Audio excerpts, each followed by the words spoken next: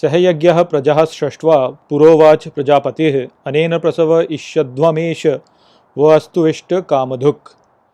Hello friends, this is the 10th shlok of the 3rd chapter of Bhagavad Gita, and today we will understand this shlok in detail. So let's first go over its meaning. So the shlok says, Sahayagyaha prajaha shrashtva, which means through yagya, having created living beings, purovach prajapati. Later, Prajapati said, Anena prasavishyadvema, which means by this become more and more accomplished. Eshavu astu ishta kamaduk, which means yours becomes the bestower of all the wishes. So, Shri Krishna over here is talking about Brahma, who is the creator god. He is also called Prajapati.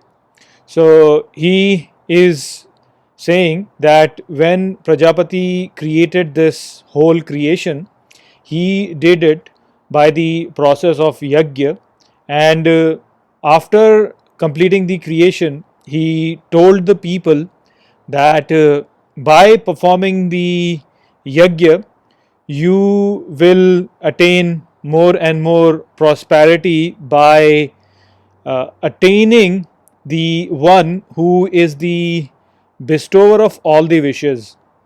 So it's a bit technical over here. First of all, we have to understand over here that Sri Krishna has clarified that yagya is not just a fire sacrifice as it is often portrayed. Yagya is basically the entire process of creation of this universe, or you can say that yagya is basically the underlying process which is going on in this universe, and everybody who is part of this universe has to participate in this yagya in itself. So yagya is far more complicated than just the fire sacrifice that it often gets portrayed. Now over here the discussion has been going on with reference to Brahma, who is the creator god, and Shri Krishna is saying that he created this whole creation through yagya. Now, a lot of people ask this question that why was this world created by God? So here is basically the answer that the God created this universe as part of the yagya. So we have to understand what does this actually mean. Now, we know that in the beginning there was just one, which we call Brahma. Everything which is part of this universe right now was inside this, so it encompassed everything.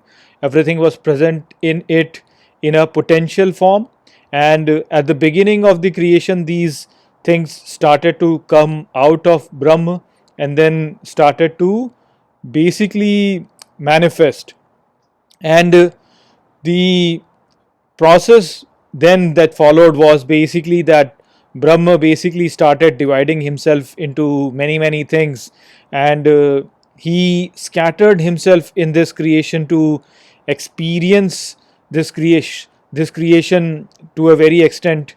And this whole process basically is a divine play of that one who basically distributes himself in this whole universe and then enjoys the whole thing, enjoys the game, experiences everything, and then goes back to his own form, and then everything basically goes back into him and then comes back out. So this is basically the whole process. Now the problem with us is that whenever we are looking for an answer, we generally look for an answer with our own reference frame, and since we mostly think in terms of our own benefit, that's why we think that the creation must have some sort of a motivation, which is some personal benefit based motivation of God. But actually it's not like that. It's basically just a divine play that is going on with the one who wants to experience this whole thing, and he is basically the source of everything. So he is basically the source of us, and we have this tendency to basically search for him. So that is the whole yajna, the whole process which is going on in this universe, it is this process of self discovery, the process of discovering our own true essence, which is Brahma. Now, Brahma actually has the characteristics of being calm and also infinite. So that is why we also have this internal tendency inside us to really expand more and more and attain peace through that. Unfortunately, what happens is that because of our limited understanding, we wrongly identify with our ego, and we work towards increasing our ego. So we want to expand our ego, and that is what is the reason for why we look for peace and expansion in gathering money and gathering reputation, because we think that by attaining money or power we will attain expansion, and that will basically calm us down. But soon we realize that this is not really the right path. This whole process of expanding your ego is a wild goose chase. It can never make us go back to our own source, because we are identifying with the wrong source. The only way to go back to our source is when we kill our ego and put our identification with the entire creation. When we do that, that is the only time when we attain the infinity. And once we attain infinity, then of course that is going to calm us down. So the whole process of yajna actually is to realize this identification, where we want to not associate with our ego but associate with the entire creation. Now, it is not very easy. It's actually quite difficult to really destroy your ego, but it can be done through yajna. It can be done by attaining selflessness, and selflessness can be attained only by performing selfless work.